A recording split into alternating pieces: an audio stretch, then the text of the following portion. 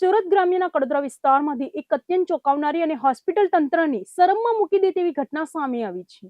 કડોદરાની સંજીવની hospital વિવાદના ઘેરાવમાં આવી છે. અહીં પીપોદરા ખાતે કરંટ લાગ્યા બાદ સારવાર માટે લેવાયેલા એક યુવકનો શ્વાસ ચાલુ હોવા છતાં હોસ્પિટલ પ્રશાસને તેને મૃત જાહેર કરીને કફન ઓઢાડી દીધા હોવાનો પરિવારનો ગંભીર આક્ષેપ છે.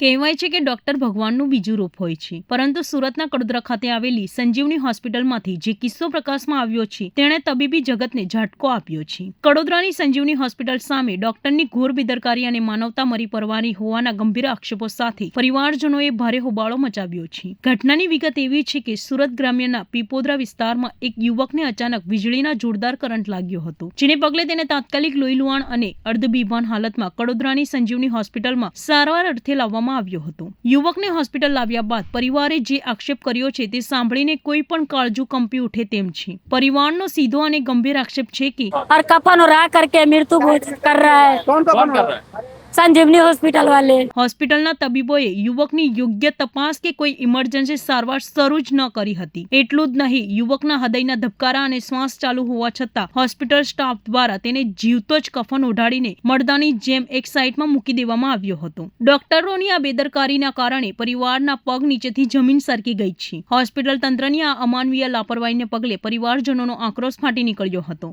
યુવકનો જીવ બચાવવા માટે આક્રોશિત પરિવારજનોએ સમય બગાડ્યા વિના તાત્કાલિક તેને સંજીવની હોસ્પિટલમાંથી બહાર કાઢ્યો હતો અને પોતાની વ્યવસ્થાથી વધુ તેમજ યોગ્ય સારવાર અપાવવા માટે સુરતની નવી સિવિલ હોસ્પિટલ ખાતે ખસેડ્યો હતો. સિવિલ હોસ્પિટલમાં હાલ તબીબો દ્વારા યુવકની તાકીદની સારવાર શરૂ કરવામાં આવી છે. બીજી તરફ સંજીવની હોસ્પિટલના આ અણઘડ વહીવટ અને દર્દીના જીવ સાથે થયેલા ગંભીર ચેડાને લઈને સ્થાનિક લોકો અને પરિવારોમાં ભારે રોષ વ્યાપેલો છે. પરિવારે આ સમગ્ર મામલે ઉચ્ચ કક્ષાએ રજૂઆત કરી જવાબદાર ડોક્ટર્સ અને હોસ્પિટલ સંચાલકો સામે કડક કાનૂની કાર્યવાહી કરવાની માંગ ઉઠાવી છે. હવે જોવાનું એ રહેશે કે આરોગ્ય વિભાગ આ ખાનગી હોસ્પિટલ સામે કેવા પગલા ભરે છે. मेरा नाम गिरजा देवी। क्या हुआ है?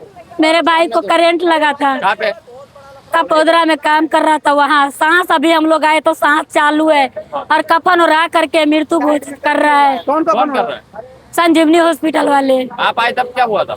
मैं आई तब तक कफन उड़ा दिया था। मैं जाके देखी तो सांस मेरा भाई का चालू है, फिर भी कफन उड़ा दिया? फिर भी कफन ये लोग उड़ा दिया। बोल रहा है मर गया। देखने दिया क्या कि नहीं? नहीं जाने दे रहा था। मैं जबरदस्ती घुसी हूँ धक्का मार करके। अभी क्या किया?